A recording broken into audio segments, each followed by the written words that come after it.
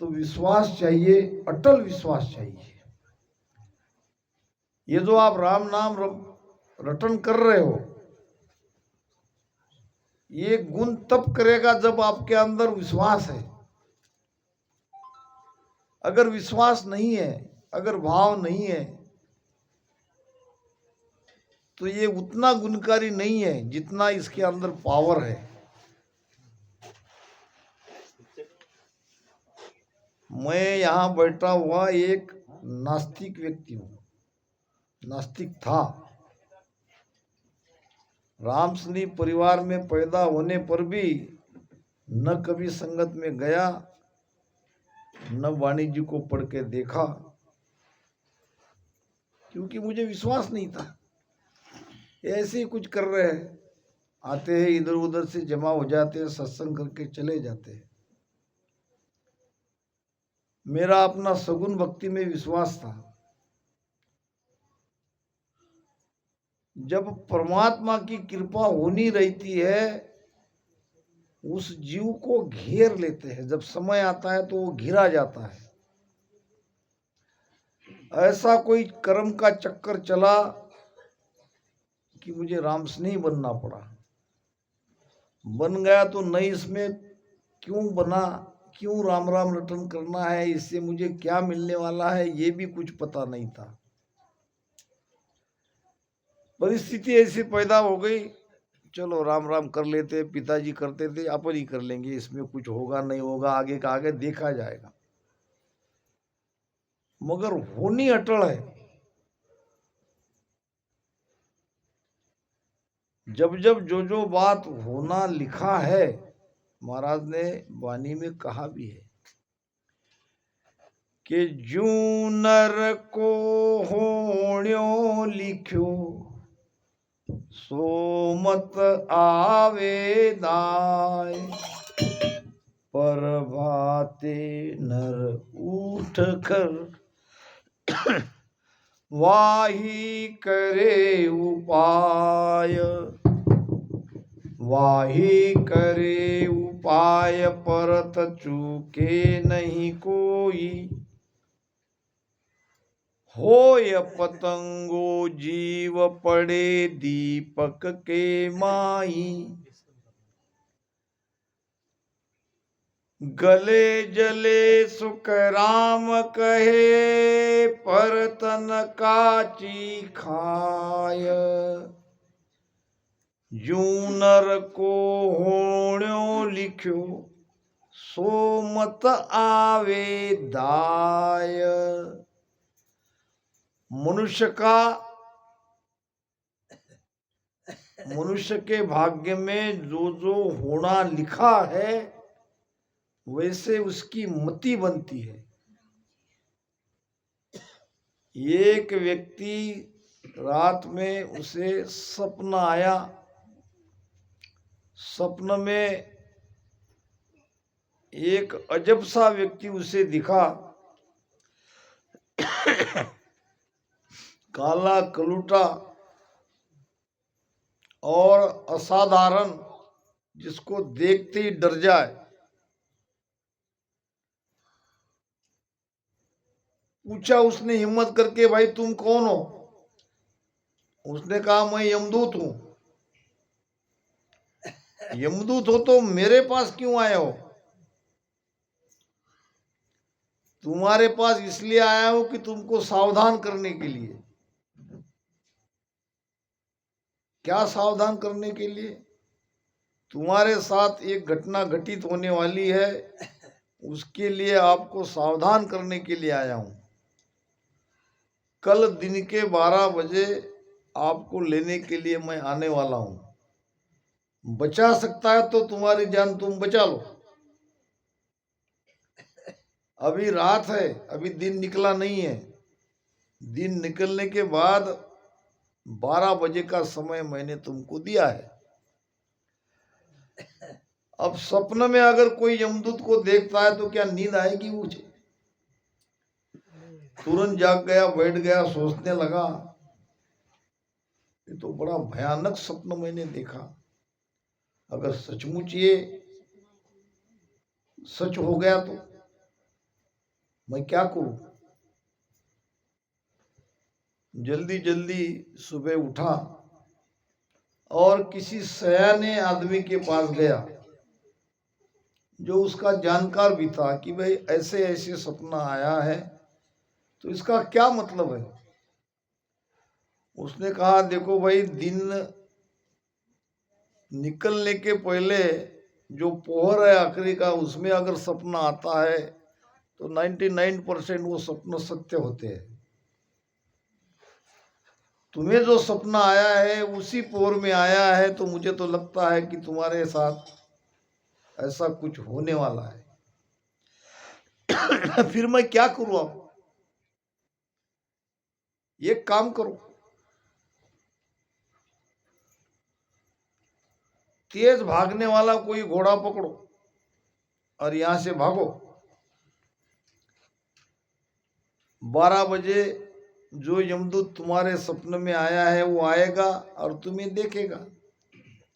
अब तुम तो मिलोगे नहीं,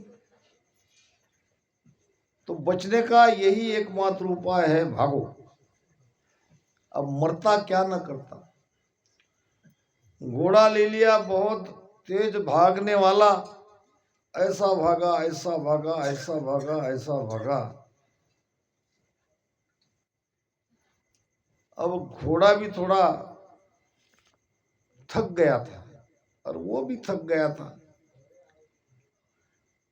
12 बजने ही वाले थे।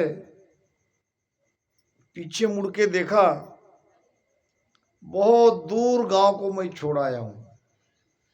यमदूत चाह कर भी वहां से मुझे यहां तक पकड़ नहीं सकता, क्योंकि समय तो 12 का दिया है और 12 तो अभी बजने ही वाले हैं। 2-4 मिनट में वो थोड़ी यहां तक पहुंचेगा। मैं तो घोड़े पे आया हूं। घोड़े को एक पेड़ से बांध दिया, दूसरे पेड़ पे पीठ टिका के ऐसा बैठा। बैठते ना अपन थक गए तो। 2 मिनट के बाद किसी ने उसकी पीठ थपथपाई, ये भाई उठो। देखा उसने, इतने घने जंगल में ये कौन है? तो वही रात वाला यमदूत। तुम यहां आ गए? अरे भाई, हम कभी किसी को खबर नहीं देते हैं किसको ले जाना है। खबर मिलती क्या किसी को? नहीं मिलती। हेला दे दे संत पुकारे, हेला दे दे संत पुकारे। काळ अचानक मारे रे लो, काळ अचानक मारे रे लो। संत पुकारते हैं, हेला दे दे के। हेला यानी क्या? जोर से पुकारते हैं। क्या कहते उसको? डिंडोरा पिटवा के। गवर्नमेंट की कोई योजना है तो डिंडोरा पिटवाता है ना। ऐसे ही संत पुकार पुकार के कहते हैं इस जीव को कि तुम्हें पता ही नहीं चलेगा, काल तुमको उठा के ले जाएगा और तरह तरह की यातना, संकट, दुख आपको भुगतना पड़ेगा। इससे बचना है तो भजन करो, भक्ति करो। काल अचानक मारे रे लो, अचानक। तो हम तो किसी को कभी खबर नहीं करते। यमदूत ने उस व्यक्ति को कहा। फिर मुझे क्यों कहा सपने में आके? इसलिए कहा कि तुम्हारी मृत्यु इस जगह पे लिखी थी दोपहर 12 बजे और तुमको वहां से मुझे यहां तक लाना था, इसलिए तुमको पहले सूचना दी गई और तुमने सूचना का पालन किया। तेज दौड़ने वाला घोड़ा पे बैठ के तुम यहाँ आए, बहुत बड़ी कृपा करी। अब 12 बजे है, देख लो, अब चलो। तो क्या काल हमें कुछ भी सूचना नहीं देता क्या? ऐसा भी नहीं है, इशारा तो देता है, मगर हम समझते नहीं है। एक वकील थे हाईकोर्ट के, जो केस की पैरवी वो कर रहे थे, आज उसका निर्णय था, जज साहब फैसला सुनाने वाले थे और इस वकील को उम्मीद थी कि ये जीतने वाले हैं, फैसला इसके पक्षकार के तरफ से लगने वाला है। जल्दी जल्दी उसने सारे कागज पत्र अटैची में डाल दिए, अपने असिस्टेंट को बुलाया, बैग थमा दिया, कहा उसको ड्राइवर को कहो गाड़ी निकालने के लिए। गेट के बाहर ड्राइवर गाड़ी लेके खड़ा था, दरवाजा निकाल के, वकील साहब आगे आगे, उसका असिस्टेंट पीछे पीछे। उधर पत्नी टाटा बाय बाय कर रही थी। खुले दरवाजे में एक पैर गाड़ी में डाला, एक पैर नीचे था, उतने में आया उसको हार्ट अटैक, वकील साहब, और वहीं खत्म। ऐसी स्थिति में एक पैर अंदर एक पैर बाहर। यमदूत आ गए, पकड़ के ले गए यमराज के पास। वहां जाके वो अपना कायदा कानून यमराज को बताने लगा कि आपने ये ठीक नहीं किया, मैं वकील हूं हाईकोर्ट का, आपके ऊपर केस करूंगा। यमराज ने सारी बातें उसकी सुन ली। क्या किया मैंने गुनाह, तुम मुझ पर केस कर रहे हो? बिना सूचना दिए, बिना लेटर दिए, पत्र दिए, तुम कैसे मुझे यहां ले आए? बस इसी पर आप पर केस चलेगी। यमराज ने कहा, देखो भाई वकील साहब, मैं मानता हूं आप बड़े नामी वकील हो, होशियार हो, मृत्यु लोक में तुम्हारा कैसा रहता है व्यवहार कोर्ट का, जरा हमें बताओ। तो वकील ने कहा, जिसके ऊपर केस चलता है उसको हम नोटिस देते हैं, ये तारीख को आपको आना है। फिर उनकी हाजिरी लेके दोबारा तिबारा, 2 बार 3 बार 4 बार 5 बार बुलाते हैं, फिर उनसे पूछते हैं और बाद में फैसला सुनाते हैं। ऐसे एकदम तुम्हारे जैसे उठा के नहीं लाते। फैसला उनके अपोज में हो गया तो उसको और आगे जाने की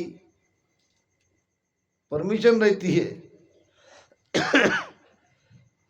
तो यमराज ने कहा, नोटिस तो मैंने भी भेजे, कब भेजे? तुम्हारी एक नोटिस भी मुझे नहीं आई है। अगर आती तो मैं तैयार नहीं रहता। बताओ कौन सी नोटिस कब भेजी, कौन से डाक खाने से भेजी, बताओ। क्या एड्रेस गलत हो गया? नहीं नहीं, एड्रेस तो सही था, तुम्हें ही नोटिस भेजी है और हमारे पास प्रूफ भी है कि नोटिस तुमको मिल गई। मुझे नोटिस भेजी, मुझे नोटिस मिल गई, क्या प्रूफ है? पहली नोटिस तो तुम्हारे बाल काले हो गए, काले के सफेद हो गए, नोटिस ही तो है। मैंने पहली नोटिस तुमको भेजी, तुम्हारे बाल जो काले थे वो सफेद होने लगे, तुमने पढ़ लिया, ध्यान नहीं दिया, बाल को काले करने लगे, नोटिस का जवाब नहीं दिया। तब भी संभल जाते तो आज ऐसा हाल नहीं होता। दूसरी नोटिस, तुम्हारे दांत गिरने लगे,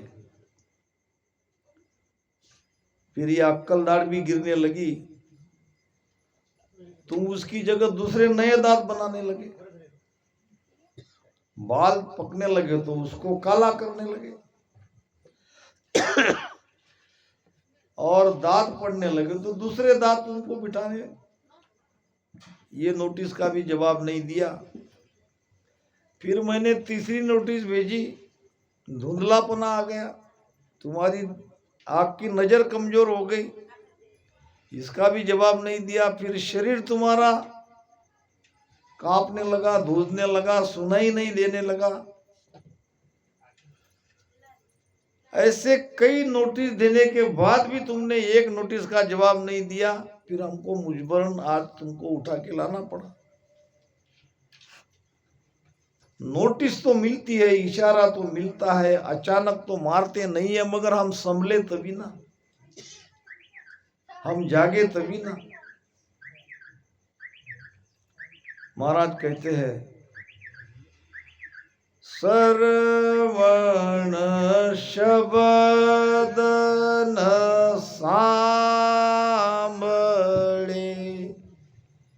इंद्रिया सब थाकी, श्रवण शब्द न सांभळे इंद्रिया सब थाकी, तो ही हिड क्यों धन को शिवरे नहीं डाकी, तो हिड क्यों धन को शिवरे नहीं डाकी, मैं तुझ बुझूरे प्राणिया, सन्मुख कद वेलो, जिड़तो को पैदा किया, तन मन कद दे लो। मनुष्य अवस्था में परिवर्तन होने पर भी भगवान को याद नहीं करता। वैसे ये बुढ़ापा भजन करने की उम्र नहीं है। जैसे सारे काम जोश है तब तक ही कर सकते हैं, वैसे भक्ति भी सुखराम कहे मन जोश है। मन में जोश है तब लग भक्ति होती है। सुखराम कहे मन जोश है तब लग भक्ति होए, निर्बल होए गरीबी गहे जासू बने न खोए। बुढ़ापे में क्या भक्ति होगी, कहना नहीं चाहिए, मगर कहे बिना रहना भी नहीं चाहिए। आजकल की सत्संग में सबसे ज्यादा कृपा लोग आते हैं तो किसकी है मालूम है? सरकार की। 75 साल की फ्री योजना। अब घर में बैठे बैठे क्या करेंगे, चलो सत्संग को। तो थोड़े से बूढ़े वाडे सत्संग को दिखते हैं, जवान कोई आता नहीं है। जिसको जरूरी है वो सुनता नहीं है। अब जिसके सुनते सुनते कान पक गए, जिंदगी चली गई, वही आके बैठते हैं। बड़ा कठिन है, कहते भी नहीं बनता और कहे बिना रहते भी नहीं बनता। मैं तुझ बुजुरे प्राणिया सन्मुख कद वेलो, जिन तो कु पैदा किया तन मन कद दे लो। भक्ति बुढ़ापे में नहीं होती है। एक संत थे, रास्ते में एक छोटी सी कुटिया बना के वहां वो ध्यान सुमिरन भजन करते थे। अब रास्ते से लोग आते जाते थे। गांव में कुआं थी बाहर, और गांव की बहन बेटियां कुएं से पानी लाने के लिए जाती थी और वहीं से अपने घर पे वापस जाती थी। अब एक दिन 3 बाया कुएं पे गई और अपने बर्तन पानी से भर के तीनों रास्ते से अपने अपने घर जा रही। अब ये संत वहां बैठे बैठे कह रहा है, अगली छोड़ पिछली छोड़ बीच वाली झका जोड़। अब बाया भी 3 थी, उसमें बीच में जो थी वो जवान सुंदर स्त्री थी। अब संत के ये वचन उन तीनों के मुख पर कड़े, अगली छोड़ पिछली छोड़ बीच वाली झका झोल। अब वो जाके अपने पति के पास गई। वो वहां जो संत बैठे हैं कुटिया में, वो मुझे देख देख के कुछ कुछ अलग अलग बातें कर रहे थे, जरा जाओ समझाओ उसको। क्या कहा उसने? वही बीच वाली झका झोल। बीच में तो मैं ही थी। झका झोल का मतलब क्या है उनको पूछो। 2-4 लोग के लिए कहा है, महाराज क्या तुमने महिलाओं के तरफ देख के उनके बारे में अनाप शनाप बोलना कब से चालू किया? एक संत समझ के हमने आपको यहां रखा है। अब संतों को ये पता नहीं था, वो तो अपने मस्ती में अपने धुन में वो गा रहे थे, बोल रहे थे। तो मैंने तो कुछ नहीं किया, मैंने तो किसी को बोला नहीं, किसी की तरफ देखा नहीं। अभी जो आपने कहा है कि अगली छोड़ पिछली छोड़ बीच की झकाझोल, ये क्या है? बीच वाली पत्नी मेरी थी, मेरे पत्नी के बारे में तुमने ऐसा क्यों कहा? अरे भाई आप समझे नहीं, बैठो यहाँ। न मैंने तुम्हारी पत्नी की तरफ देखा, वो तो मेरी बेटिया जैसी है। न मैंने उनके बारे में कहा और न मैं कह सकता हूं। क्या तुमने ये नहीं कहा अगली छोड़ पिछली छोड़ बीच की झकाझोल? हाँ मैंने किया, कहा। मैं तो अब भी कह रहा हूं, आपको भी कह रहा हूं, अगली छोड़ पिछली छोड़ बीच की झकाझोल। तो ये बीच की झकाझोल का मतलब क्या है ये बताओ। उसने कहा देखो भाई, अगली छोड़ यानी बचपन चला गया, बीत गया बचपन। पिछली छोड़, अब बुढ़ापा आएगा, बुढ़ापे तो भक्ति होती नहीं, कर ही नहीं सकते। ये बीच की झकाझोल है। बीच में जो उम्र है हमारी 20 से 50 तक या 20 से 40 तक, बस यही उम्र है भजन करने की, भक्ति करने की। राजस्थान में कहावत है, दसा डावड़ा बिसा बावड़ा, तीसा तीखो, 40 चोको, 50 पाखो, 60 नाठा, अब आया 70, नहीं कोई उसका मित्र। फिर आई 80 और 80 में गाड़ी। बोदेगांव में नागपुर के कोई अपने रामसनी थे, ऐसे बैठे कि बापू मेरी 81 पार हो गई। बोले आप, अब एक पैर रखता हूं तो दूसरा गिरने के लगता, बोले जगह पे ठहरता नहीं। फिर आप संगत को क्यों आए बाबा जी, आप आना पड़ता। बोले कभी कभी। दसा डावड़ा यानी 10 साल की उम्र बहुत ही बढ़िया उम्र है। माता पिता के भरोसे जीवन जाता है, न खाने की चिंता, न कमाने की चिंता। जो भी फिक्र है माता पिता को फिक्र है। 10 साल का बच्चा क्या करेगा? बिसा बावड़ा 20वां साल आते ही जवानी आ जाती है, बावड़ा हो जाता है, जवानी में मदमस्त हो जाता है, और फिर घर वाले कर देते उसकी शादी। बीड़ी डाल देना ही ठीक है।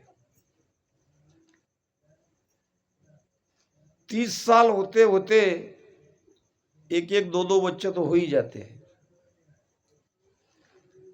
फिर उसको पढ़ाने वाली भी आ जाती है, सिखाने वाली भी आ जाती है कि आप जरा बंद करो, तुम्हारा है क्या है, घूमना फिरना बस हो गया, बच्चे बड़े हो गए, स्कूल में डालना है, इनकी फिक्र करो, तीसा तीको। अब जरा संसार का भार उसके शरीर पे आ जाता है। फिर 40 चौको, 40 चौको का मतलब क्या? आदमी 40 साल आते आते अपने बच्चों के भविष्य के बारे में सोचता है, होशियार हो जाता है कि 2 पैसे कमाना है तो अभी कमाए, आगे नहीं कमा सकते। मेहनत मजदूरी जो कुछ करना है, घर बढ़िया तरीके से चलने के लिए कई तरह के प्लानिंग बनाता है और वो उस पर अमल भी करता है। 40 चौको, 50 साल आते आते बाल पक जाते हैं। और एक आपको मजे की बात बताऊं, आपके सारे अनुभव की बात बताता हूं। मनुष्य अपना जीवन जीता ही नहीं है, सब दूसरे के लिए जीता है। देख लो आप, 20 साल तक जो कुछ वो जीता है वही वास्तव में उसकी जिंदगी है। बेफिकिर, कोई लेना देना नहीं, जो कुछ चिंता है माता पिता को है, हमको कुछ करना ही नहीं है। जैसे ही शादी ब्याह हो जाता है जिम्मेदारी बढ़ती है, फिर वहां से तो बच्चों के लिए ही जीता है। कब 25 से 50 साल का हो जाता है ये पता ही नहीं चलता। 50 पाको 60 नाठा, ये तो 60 साल होते होते तब पता चलता है कि मैं इतना बूढ़ा हो गया क्या। क्योंकि वहां आपको जबरदस्ती रिटायर किया जाता है, आपकी बात कोई सुनता नहीं है। घर में जो घर आपने बनाया, एक एक चीज वस्तु वहां लाके रख दी, आज उसी घर से आपको रिटायर कर दिया। कोई मेहमान आ गए, अब ये बूढ़ा व्यक्ति रुकता नहीं है, ऐसे जाएगा, राम राम, गजब रनी, गजब रनी, क्या करते। अब ये चुप नहीं बैठ सकता, इनको चुप कराया जाता है। गाड़ी तो पहली वहां अड़ती है, वहां उसके अहंकार को ठेस बैठती है। मेरा घर और मुझे ही चुप करने लगा रहे। चुप होता नहीं तो उसके सामने बात करना बंद हो जाते हैं। मगर बूढ़ा आदमी बहुत बड़ा काम का है, अनुभवी व्यक्ति बड़ा काम का है। एक जगह कहीं लड़की देखने का प्रोग्राम हो, लड़की पसंद आ गई लड़के वाले को, और लड़की वाले को लड़का भी पसंद आ गया, खानदान भी पसंद आ गया। फिर बैठ के शादी सगाई की बात होने लगी। बोलो भाई, क्या कुछ तुम्हें चाहिए दहेज में, हुंडा में? कहने लगे हमें लड़की चाहिए, शादी ब्याह अच्छे से कर देना, और जो भी खुशी से देना हो देना, हमारी कोई मांग नहीं है। तो हम सगाई पक्की समझे। लड़की वाले ने कहा हमारी तरफ से तो पक्की है। तो सगाई हो गई, शादी का दिन भी वो मुहूर्त निकल गया। अब जाते जाते एक बात लड़की वाले ने कही थी, देखो भाई आप बहुत अच्छे लोग हैं, हमें आपसे रिश्ता करने में बड़ी खुशी हो रही है। जब आप बारात लेके आओगे तो उसमें कोई बुढ़ा नहीं आना चाहिए, सभी जवान चाहिए। एक भी 60 साल का ऊपर का कोई दिखा तो हम लड़की की शादी नहीं करेंगे, बस इतनी हमारी बात मानना। तो लड़के वाले ने कहा ये क्या बड़ी बात है कि नहीं तो नहीं लाएंगे, वैसे भी बूढ़े का क्या काम। अब वो बैलगाड़ी पे बारात आ गई, बीच रास्ते में थी नदी, नदी के पार लड़की वाले का गांव और नदी के पार तक ये आ गए।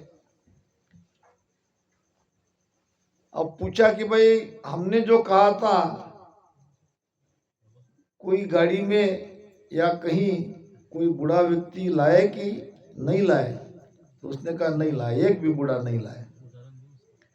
ठीक है फिर आओ तुम उधर से हम इधर से आते हैं। अब नदी के दोनों तट पर खड़े रहे दोनों पार्टी वाले।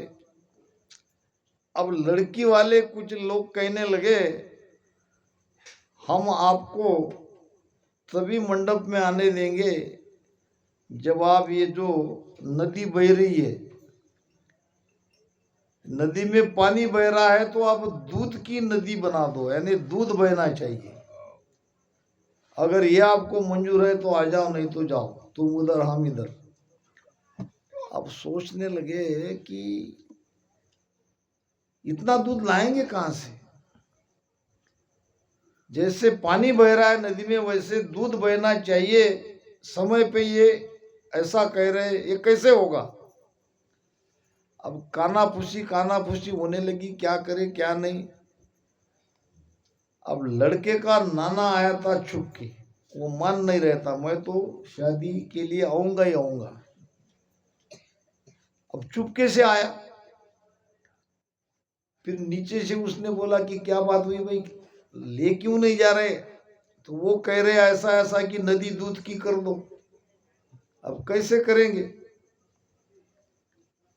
ऐसा ऐसा कह रहे। तो जाओ मैं कहता हूं वैसा करो, शादी हो जाएगी लड़के की। अब बुड्ढे ने कहा कि तुम पहले उनको ये कहो कि ये पानी पहले खाली कर दो, जो बह रहा है पानी इसको खाली कर दो। तुम नदी का पानी निकाल के बाहर कर दो, हम दूध की नदी आपको बहला के दिखा देंगे यही अभी के अभी, हम तैयार है। संदेशा भिजवाया कि वो दूध की धार नदी में बहनी चाहिए, ऐसी सारी व्यवस्था करने को तैयार है। उसने सारा प्रबंध कर लिया। अब तुम केवल पानी उसमें का बाहर फेंको, इंजन लगाओ, मोटर लगाओ, कुछ भी लगाओ। अब क्या नदी का पानी कोई फेंक सकता है बाहर। अब नदी का पानी बाहर नहीं फेंकेगा तो दूध की धार कैसे बहेगी। वो कहने लगे चलो जान दो, हमारी वापस लेते हैं हम मां, मगर एक बात है कि ये बात तुमको बताई किसने, जरूर तुम्हारे साथ कोई बूढ़ा व्यक्ति आया है। उसने कहा हमारे पास कोई बूढ़ा नहीं है, नहीं तो ये हो ही नहीं सकता। कहने का मतलब उनका अनुभव रहता है, वो अनुभव हमारे जीवन में काम रहता है।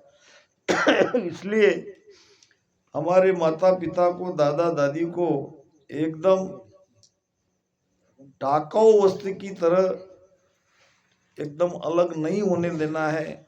उनकी अंतरात्मा बहुत, उनको दुख होता है, कहते नहीं बनता मगर अंदर के अंदर दुख झेलते हैं। तो ये भी एक तरह से पाप है। पाप क्या, किसी की जान लेना ही पाप नहीं है, किसी की आत्मा को दुखाना भी पाप है। तो अब